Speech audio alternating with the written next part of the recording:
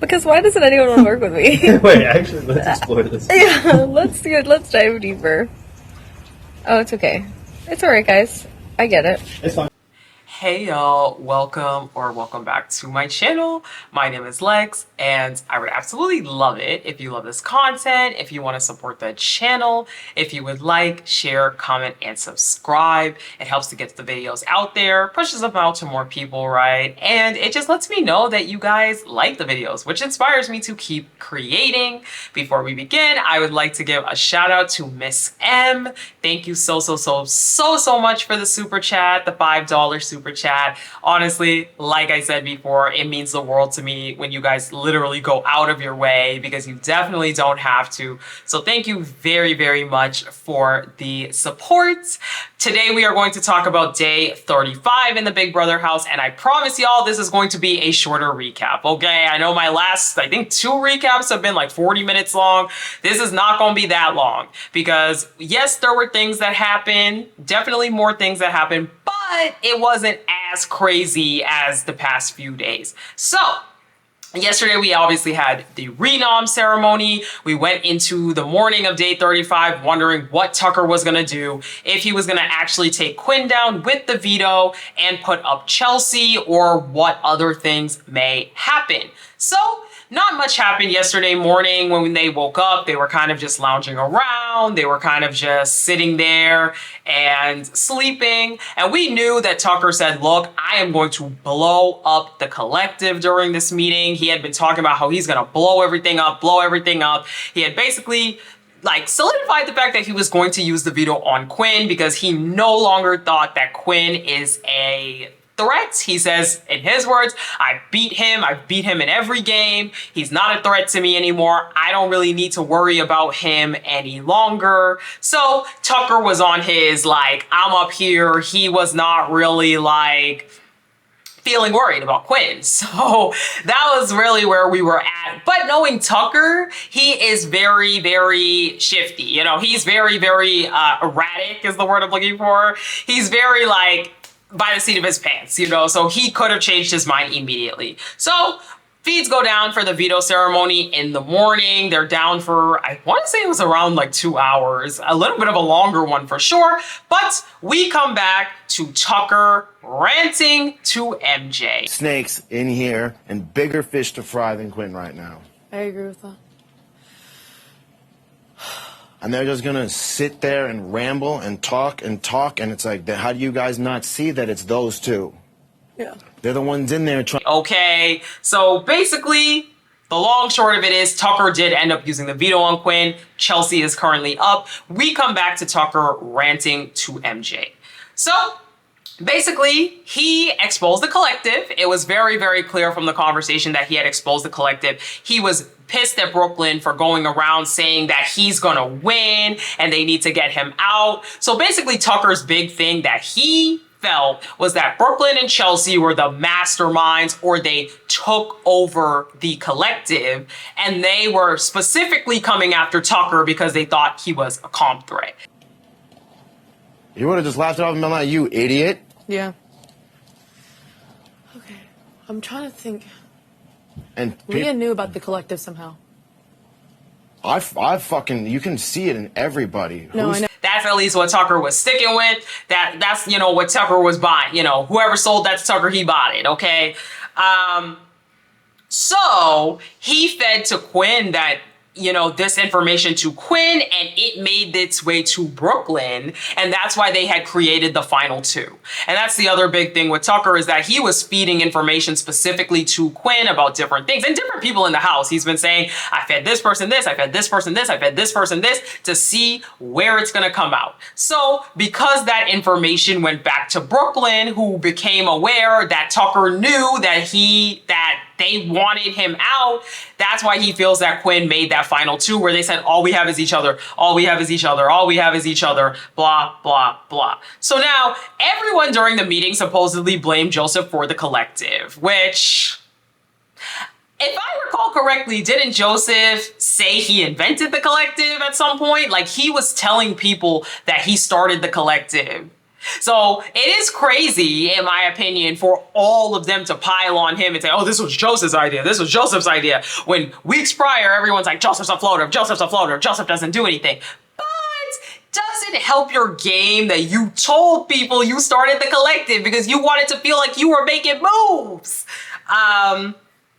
MJ asks, you know, at this point, what do we do? Like, what should we do? Like, I don't know. Like, he says, look, me, you, and Rubina, we are on the outs. We are effed. Like, we need to, like, start something, basically. Like, MJ was really pushing to want to start something with them. Because remember, MJ still has no alliances. So Kimo and Ticor's names were also thrown out, basically, when the collective was exposed. You know, Brooklyn really tried to throw them under the bus. And again, this is all speculation because we didn't see the ceremony yet, but this is what it sounded like from the conversation with MJ. And Tucker says, look, it does not matter who started the collective and who's exposing what, because at the end of the day, the collective existed and y'all were against me.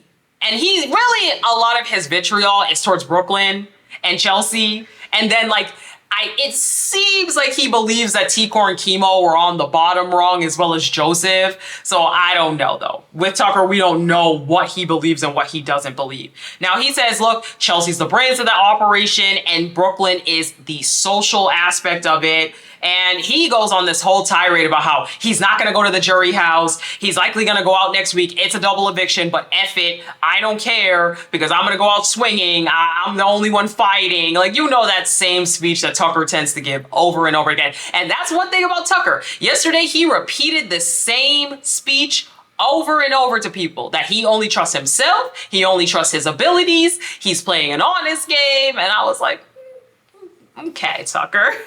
Now, at this point, he tells MJ, look, we can probably pull in Quinn because he's a free agent. He doesn't really have anyone. MJ is questioning, how does Leah know about the collective? Like, what? Because, you know, MJ's Delulu. She's in her own world. But Tucker says, yeah, we could probably bring in Leah too. She doesn't have anybody. And again, does Tucker really want to work with MJ? I don't think so, but I think he wants to get the people on the outside because they're numbers for him. I believe, at least based off of what I watched, that the only real final two or alliance that Tucker is in is the one with Joseph. That's what I think. I could be wrong though. So, Tucker wants to, you know, Tucker says, look, I trained the CIA to go undercover. I know how to read body language. And he keeps saying that, and I don't know what that means. He trained the CIA to go undercover. If anybody has any further information on what that means, let me know, because he keeps saying that. He's like, I can read body language. Like, people don't know me as well as they think they do. Y'all think I'm just this and that, but I actually know way more than that. And I'm like, okay, Tucker, now, okay, I got you. And then he does also expose the 5 Points Alliance to MJ. So that kind of goes on. And like I said, that conversation went on for a while. We come back to that. So it was on the feeds for like 30 minutes or more. So Tucker and Chelsea are also having a conversation. Chelsea is talking about, or sorry, not Tucker and Chelsea, Quinn and Chelsea. Quinn and Chelsea are fit. Told her that to her face the whole game. Just being like, we're in this together, we're in this together. And so then I figured, like, one of us is probably going home this week. And so I was like, we keep talking about it's having a conversation, and Quinn is talking about how, you know, I wanted to be in the alliance with Brooklyn, the final two, because apparently that final two that he has with Brooklyn was also exposed. And he was saying, look, like, I wanted to be with Brooklyn because we were both added to the collective last. We just kind of wanted, like, felt like we only had each other. We felt like we were on the bottom. You know, he told Tucker about the alliance, remember, yesterday or 2 days ago, right? When they were having that conversation, he told Tucker about the final two with Brooklyn because Tucker said he knew. But remember, Tucker was baiting him because he said, basically, Tucker told Quinn that Brooklyn told him in the HOH room about the alliance, but that was a lie. But Quinn didn't know that was a lie, so he accidentally admitted the final two right then and there, which was crazy. But he says, look, Chelsea, like to Chelsea, he says, I never said your name. Like, I never told anybody anything about you. I was never against you. And then Chelsea reiterates the same thing she's been saying, that she's close with Brooklyn. She likes her, but she does not have a final two with anyone. Okay. So MJ and Rubina have a pretty long conversation because Tucker's like, you know, y'all two were kind of in the same position, basically like being on the outside of the collective and not knowing it. So he like pushes them to talk. Do you remember when we were talking here day one? Day one? Day one. Literally Yeah. day one. Yes, I do remember. Do you? Yeah. And so that's why I was like, even though I had been part of literally no talks, I just had some type. So Rubina says, look, I trusted them, I guess meaning the girls in the collective, I assume. She was wondering, you know, MJ was wondering why all of a sudden they were coming so hard to her over the past few days, because no one was talking game with her up until like what, last week, a few days ago, when all of a sudden they realized they need the numbers. And when she says they, she means Chelsea and Brooklyn, because they've been attached at the hip to her. And MJ says that too over the course of the day. So she says, look, we're effed unless we win next week, because we don't even have Tucker competing at this point. And you know, again, she's just realizing that Brooklyn and Chelsea only wanted to pull her in because they have the numbers, especially because now with Tikor and Kimo flipping on the collective, they definitely don't have the numbers. So at this point, you know, they believe that Tikor and Kimo did flip on the collective, because I think, from what I understand, apparently Tikor and Kimo, especially Tikor, stayed very quiet during the ceremony. So they do believe that Tikor and Kimo are no longer with the collective, but nonetheless, they're still upset because neither one of them was ever included in the original alliance. And MJ believes that they want her gone, meaning the collective, like the collective or the remaining stragglers who call themselves the collective. I don't know. Brooklyn and Chelsea. MJ is convinced that people want her gone more than they want Rubina gone because she's a comp threat. And throughout this conversation, she says, look, like me and Tucker, we're the only ones that can really win. We're physical threats. That's the reason why people want us out. Like, she tells Rubina straight to her face, like, basically, I'm a better competitor than you. That's why they want me out more than they want you out. No offense. And she literally says no offense a couple of different times. And I'm like, am I watching the same Big Brother that MJ's like, girl? Now, she did win one AI Arena, I'll give it to her, but like, I don't know that anyone's looking at MJ and thinks she's a comp threat. I might be wrong though. So Rubina is confused about Brooklyn saying that they had a final two, because she says, look, I only bonded with Brooklyn because we're close in age. We're both like in our mid-30s, like, that's the only bond that I had to her. We never had a final two, because supposedly during the veto speech, Brooklyn said that her and Rubina have a final two. And so, of course, Tucker was very confused by that. And me too. You know, Tucker was very confused by that, because he was like, okay, if you have a final two, why'd you vote her out? Like, that doesn't make any sense. And Rubina's overall hurt because the collective or whoever, they were planning to cut her as well. So a lot of their hurt seems to be centralized on Brooklyn and Chelsea, because again, Brooklyn and Chelsea are getting labeled as kind of the masterminds of the collective rather than Tikor and Kimo, who are like more on the bottom rung. But either way, MJ's saying, look, there's no way that group is going to still vote together. There's no way they're going to still vote together. MJ's still under the impression that they could, like, I don't know. It seems like Rubina was like kind of concerned that the collective was still a thing. And MJ's like, no, they're not going to vote together. Don't worry. Like, that group will not stick together. There's no way. And it just goes to show how little MJ knows about what's going on. But overall, they keep going on and on and on about how the collective is exposed, the collective is exposed, the collective is exposed. And I'm just like, I don't know. It just seems weird, because in this conversation, at least, it seemed like, well, here's the thing, right? I think obviously Rubina is just trying to appease MJ. If I had to guess, I think Rubina still likely at least trusts Tikor. Probably still more than MJ, I think. But I think that it's just so clear how lost MJ is in the game with some of the stuff she said in this conversation.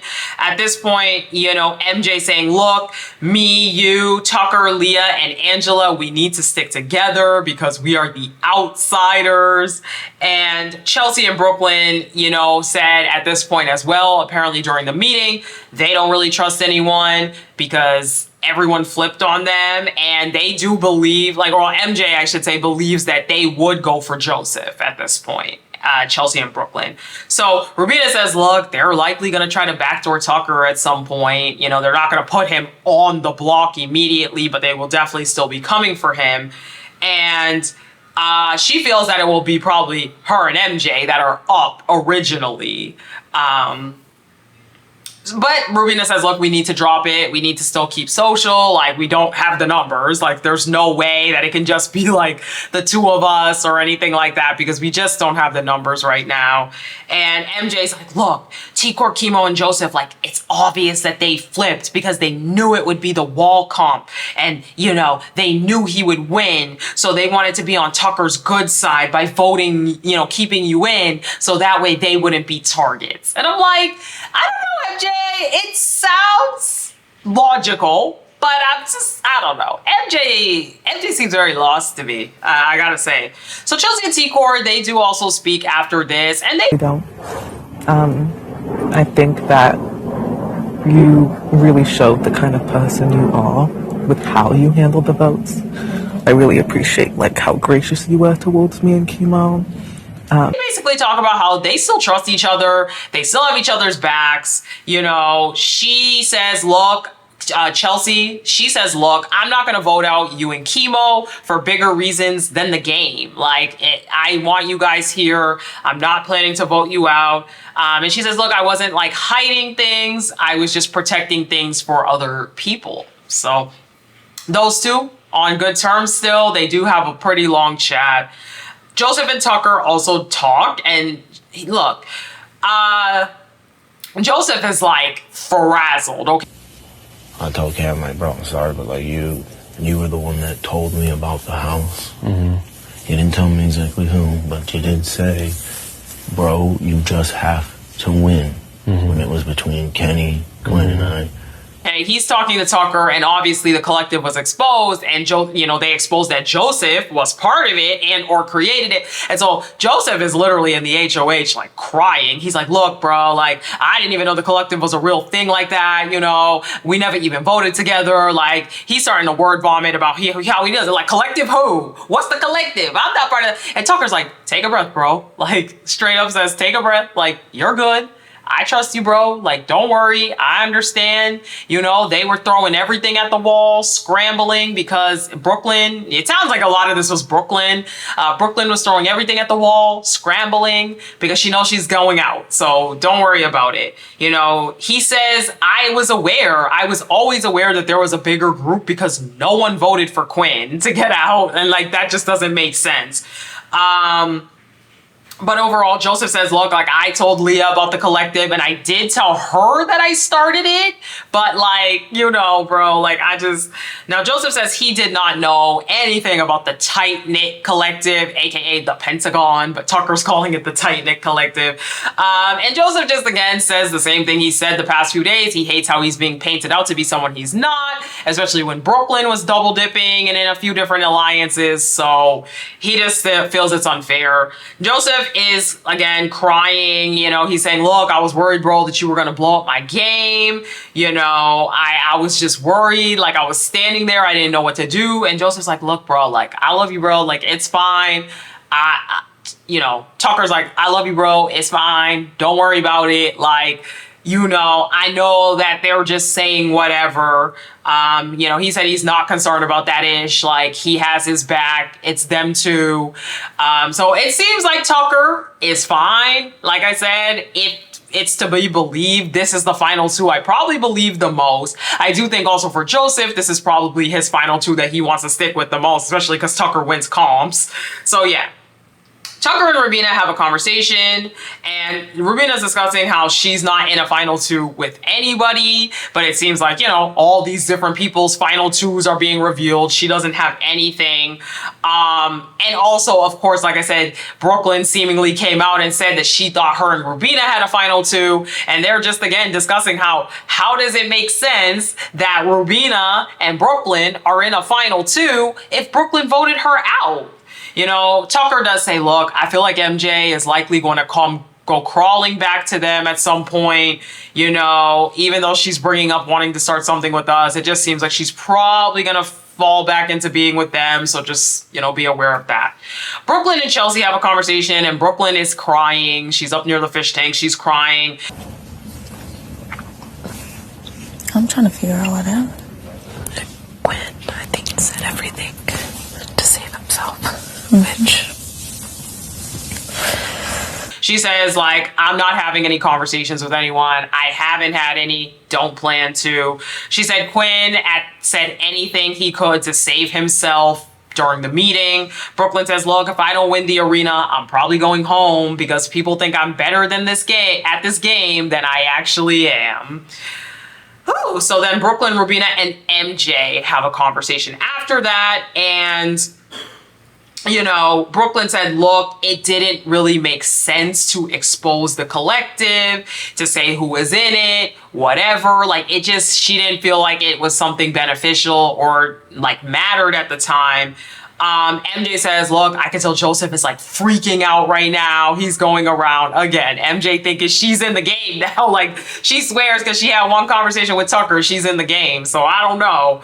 And she's saying, like, you know, Brooklyn again tells the same story that I didn't even know about the collective. You know, I was just whisked into a room at midnight and told, hey, you're in this. And it's like, I find it very funny how every single member of the collective has claimed that they are at the bottom. They didn't know what this was. They didn't plan it. They were just, you know, made a part of it. I'm pretty sure T-Core has said it. Brooklyn has said it. Joseph has said it. Quinn, like every single member of the collective at some point has said, I'm not part of this. I barely was part of it. They just asked me. They just said, hey, you're in this now. And it's like, So Rubina and Kimo have a conversation, and Rubina says, look, I trusted T-Core and you. You guys were all I had in this game, and all we had is our words. I was still trying to tell Tucker shit. And I know he's not saying shit that I've said to him. Good. Right. Yeah. To make sure that that's not... Yes. Which right. Good. is good. Yeah. But I feel like... So, you know, obviously it's a little upsetting to know about. He says, look, like, even though I was in other alliances, I was with other people, I always talked to Tucker and told him everything, had his back, you know, and Kimo at the end of the day does not feel like Quinn would lie about everything. So Joseph joins temporarily, and the camera's cut, so we don't know what the beginning was, but we come back to him saying, look, like, I have no reason to lie. I have no reason to make things up. So again, it's just like every single person that got exposed is trying to cover their back and go back and run around and tell everybody. So T-Core and Brooklyn also have a conversation. And I did trust him, which sucks. Yeah. So, but we could, and I would love nothing more than that. And T-Core tells Brooklyn, look, like, I want you to win the arena and I want you to stay. That's basically what she tells her. Brooklyn saying if she stays, she's going after the guy who thinks he's God, obviously meaning Tucker. And T-Core asks if she still wants it to be she and her and Kimo and Rubina at the end. So T-Core is upsetting me. T-Core is upsetting me because what are we doing? What are we doing? You cannot be telling me that you flipped on an alliance last week and then you're gonna flip again to keep Brooklyn. Now, Now the game isn't making sense, T-Core. It's not making sense, okay? I gotta be real with you. It's not making sense. T-Core and Brooklyn have a very heated and long conversation. So basically, Brooklyn starts it off by saying, look, I feel like it went outside the game. A lot of the things you said and exposed in the meeting. Tucker says, look, I believe it, okay? She was the mastermind. You know, you're the mastermind of the collective with Chelsea, and you guys took over the collective and were planning to take me out. Even thinking about asking if the information you received was true or not. I believe in myself and my abilities, and I'm positive the things are true. I've read a lot of body language. You know, she claims, I didn't do that. I didn't take over the collective, okay? I wasn't even supposed to be a part of it. Brooklyn continues to say this. I wasn't supposed to be a part of it. I was just whisked into a room. This time she tries to say, oh, T-Core told me, let's meet at midnight and you're gonna be part of this alliance. It's everybody. It's everybody else. You know, Brooklyn had no idea what the collective was. Okay. Anyway, she claims her target before today was Angela, and she does deny messing with his clothes, you know, because he does bring up the clothes thing again, and he denies it. Now, Tucker says, look, I have not trusted you since the second week in here. Why would you vote Rubina out if you had a final two? Brooklyn starts saying, that's what the whole house told me. The whole house told me that, you know, we were voting against her, so that's what I did. Tucker's like, so why didn't you throw her a bone? Like Chelsea did with Cedric. If you guys were really in a final two, why wouldn't you just, like, you know? And obviously he knows, like, it's a lie, but it's like, I mean, it is a fair question. Like, if you were in a final two, why would you vote the person out? I don't know. That just seems weird. Now, he says that she exposed Kimo and T-Core for everything, and she claims, look, they've apologized to me 10 times already for turning on me and turning on the collective. And he's like, yeah, okay, Brooklyn. Once again, claims she does not know about the collective yet again. She claims 8 other people threw her under the bus at this point because they knew he was gonna win the wall competition. And that, I don't know, MJ's running with that. Brooklyn's running with that, oh, the reason why the collective turned is because they knew Tucker was gonna win or something. I don't know. He does also call her out for being like, why do you like Angela now? Like, you weren't even a fan of Angela, and all of a sudden you want to talk to her, and she's like, why? Am I supposed to just sit in my room and cry? And he's like, no, but Angela specifically told me that she didn't like how the conversation went with you. I'm a competitor at heart. I know, but at the same time, there's Cam and other people, Cedric can be happy that I've done it. There's a difference. There's a difference. Maybe they're better at faking it than I am. I don't. She also claims that Joseph told her today that he started the collective. And I'm like, you can tell at this point, like, Tucker is like, yeah, lady. But either way, Brooklyn takes zero accountability during this conversation. She says, I was gonna do this during the vote. I was gonna do that, but the group pushed me. The group pushed me. The group pushed me. You know, doesn't really admit to anything. And she even says at one point, I'm being targeted. She says, now I'm being targeted for things that were part of the whole group, that were part of the entire collective. You know, she claims she did try to throw Rubina a bone when Tucker asked, like, why didn't you? And she, you know, again, she's still claiming that she and Rubina had this final two. Lord have mercy. So after that conversation, T-Core, Rubina, and Tucker, they debrief about it, and he is discussing the whole conversation, talking about how defensive Brooklyn was. She was getting defensive about talking to people. Very aggressively defensive and running herself in circles. And I'm like, you know, like an example was like, you know now, and I was like, you know, other people in the house. He told her, look, he doesn't believe her because of how she was lashing out in the conversation, and told her that they have opposite ways of playing the game. Overall, he does tell Rubina and T-Core that he trusts them 100% in Kimo, which that's another thing Tucker's doing, is he's telling every little group he talks with, he trusts them 100%. He tells it to Joseph, he tells it to them. It's very interesting. And he does say he trusts Joseph too. He understands how Chelsea, and overall he understands how Chelsea and Brooklyn impacted the three of them and have basically effed over everyone in that room. So there are a couple of things of note. We're done with our day. That is basically the gist of what happened yesterday. Number one, Chelsea is still a bit skeptical of T-Core, although they did make up and they did say we have each other's backs. She's not 100% in. T-Core is still a bit unsure of if keeping Brooklyn in the game is best. As we know, she did have that conversation with Brooklyn, but she's still a little bit iffy. Brooklyn is coming for Tucker if she stays, period. That is her target if she gets in power. Okay, well, let's see you win an HOH. T-Core tells Kimo she felt upset about being excluded from the Pentagon. And overall, Rubina and T-Core are seemingly okay after everything was exposed with the collective. So that is it, y'all. A lot of mess after the veto ceremony. A lot of alliances blown up once again. People still not knowing who to trust. So it's going to be very interesting. As of the end of the day, it is still looking like Brooklyn is the target, but if it is to be believed that T-Core and maybe she'll possibly rope in Kimo or someone else, they do end up flipping, we could see a flip. We could see a flip and it might end up being Cam going home. And of course, as you know, we have the AI arena, so we still don't really know who's going to go home anyway.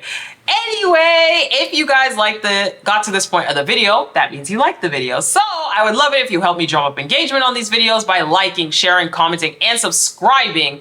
It allows me to get the videos out there and it inspires me to keep creating. Please make sure that you are subscribed to the video, turn on the bell so you always know when these recaps drop. They drop almost every day. And make sure you are still subscribed. Thank you so much for watching and I'll talk to you guys in the next recap. Bye!